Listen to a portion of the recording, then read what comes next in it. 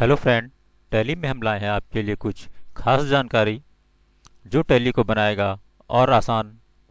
तो टैली शुरू करने से पहले यदि अभी तक आप हमारे YouTube channel short notes classes को सब्सक्राइब नहीं किया है तो प्लीज़ उसे सब्सक्राइब कर दे और लाइक करने के साथ साथ अपने दोस्तों में शेयर करना ना भूलें।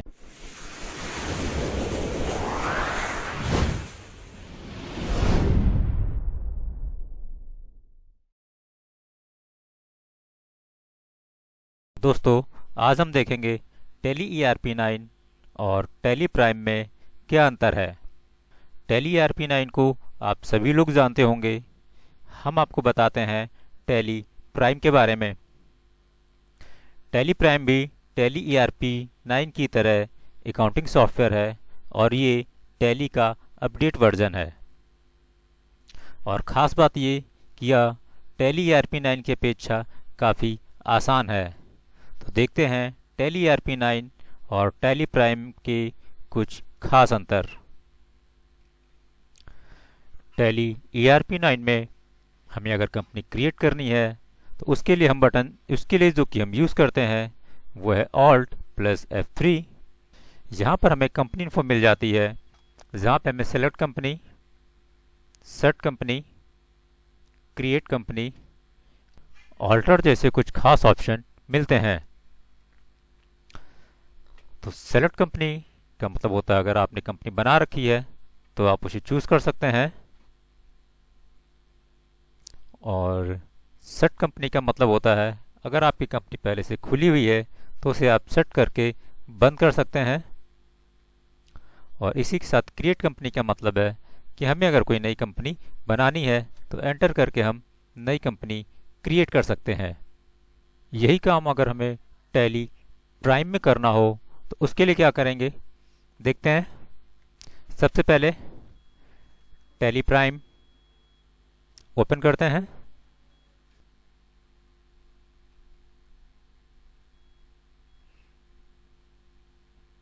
तो ये हमारा टैली प्राइम ओपन हो गया और ये एजुकेशनल मोड पे है। यहाँ पे माउस यूज़ करते हैं, continue in educational mode.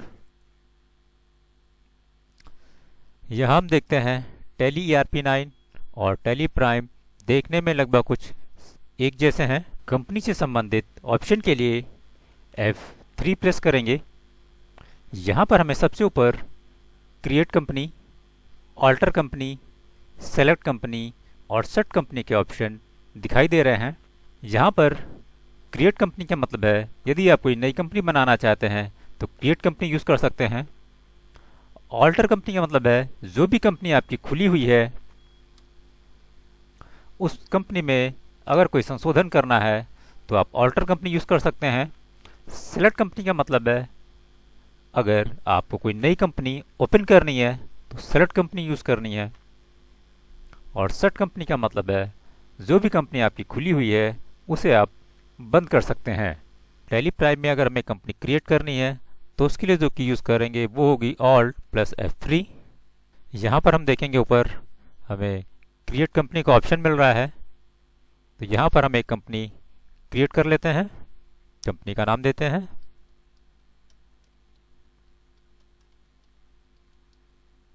Short note classes. हमारा मेलिंग नेम भी वही हो जाएगा। एड्रेस,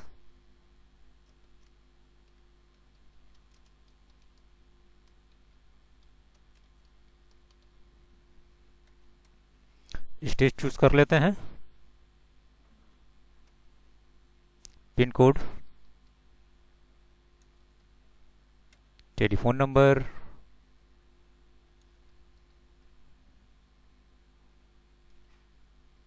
दे दिया, mobile number, fax, email, website. या फिल करते हुए आगे बढ़ेंगे। यहाँ पे हमें फाइनेंशियल ईयर, बिगनिंग फ्रॉम और बुक बिगनिंग फ्रॉम देना है जो कि हमारा 1 अप्रैल होता है। इसे हम एंटर करके एक्सेप्ट करा देते हैं। यहाँ पर कंपनी से रिलेटेड कुछ सेटिंग करनी है तो उसमें बिना कोई छेड़छाड़ किए हुए इसको सीधे एक्सेप्ट करा देंगे। यहाँ पे GST डिटेल फिल करनी है, यहाँ पर GST नंबर डाल देते हैं,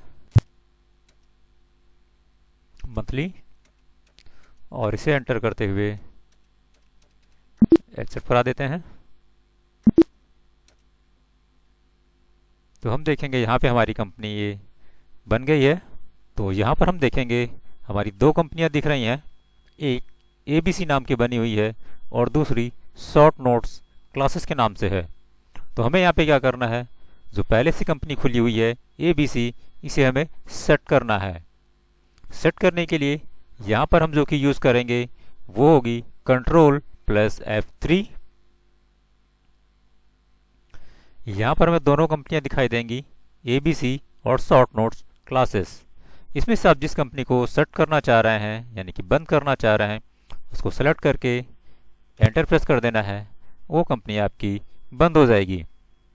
इसी के साथ टैली ERP9 में अगर हमें कोई लेजर या इन्वेंट्री इन्फो बनानी होती थी तो उसके लिए हमें अलग अलग ऑप्शन मिलते थे, अकाउंट इन्फो और इन्वेंट्री इन्फो।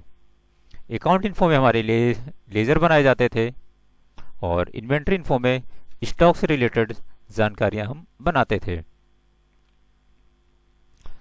अकाउंट इन्फो में लेजर क्रिएट करने के लिए लेजर में जाते थे और उसके बाद लेजर यहाँ पर क्रिएट करते थे। सेम इसी तरह टैली प्राइम में यहाँ पे सिर्फ एक मास्टर दिया हुआ है जिसमें क्रिएट, ऑल्टर और चार्ट ऑफ अकाउंट दिया हुआ है।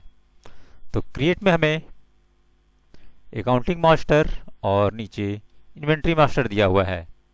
अकाउंटिंग मास्टर में हम ग्रुप, लेजर और करेंसी क्रिएट कर सकते हैं और इसी तरह इन्वेंट्री मास्टर में हम stock group, stock category, stock item, unit और गोडाउन क्रिएट कर सकते हैं। तो यहाँ पे एक लेजर क्रिएट करते हैं। टैली ERP9 की तरह लेजर क्रिएट करने की प्रोसेस इसमें भी सेम है। एक लेजर बना लेते हैं सैलरी का और सैलरी हमारा पार्ट है इनडायरेक्ट एक्सपेंस का और नॉट अप्लीकेबल करते हुए इसे एक्सेप्ट करा देते हैं। तो ये हमारा सैलरी का लेजर क्रिएट हो गया। इसी तरह अगर हमें कोई स्टॉक बनाना है यानी किसी आइटम की लिस्ट तैयार करनी है तो स्टॉक आइटम पर जाते हैं और यहाँ पे बना लेते हैं फैन। यहाँ पे अंडर अगर हमें ग्रुप तैयार करना है तो यहीं पे हमें दाहिनी तरफ ऊपर क्रिएट का ऑप्शन मिल रहा है। तो यहाँ हमें दाहिनी तरफ ऊपर क्रिएट का ऑप्शन मिल रहा है। तो ज़रूरी नहीं ग्रुप हम पहले से बना लें, हमें जब ज़रूरत होगी तो एरो बटन से अप करके क्रिएट चूज़ करेंगे और एंटर करते हुए ग्रुप बना लेंगे, इलेक्ट्रिक ग्रुप, और इसे एंटर करते हुए एक्सेप्ट करा देंगे।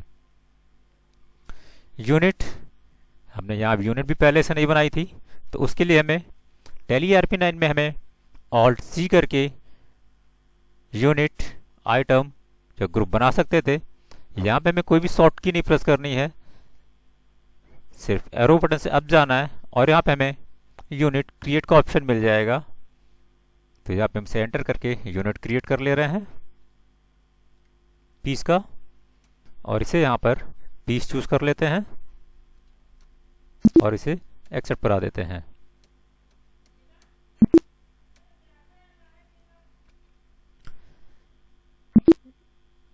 इसी तरह टैली प्राइम में हम वाउचर चेक देखते हैं, एंटर किया। टैली ERP9 में हमारे जो वाउचर होते थे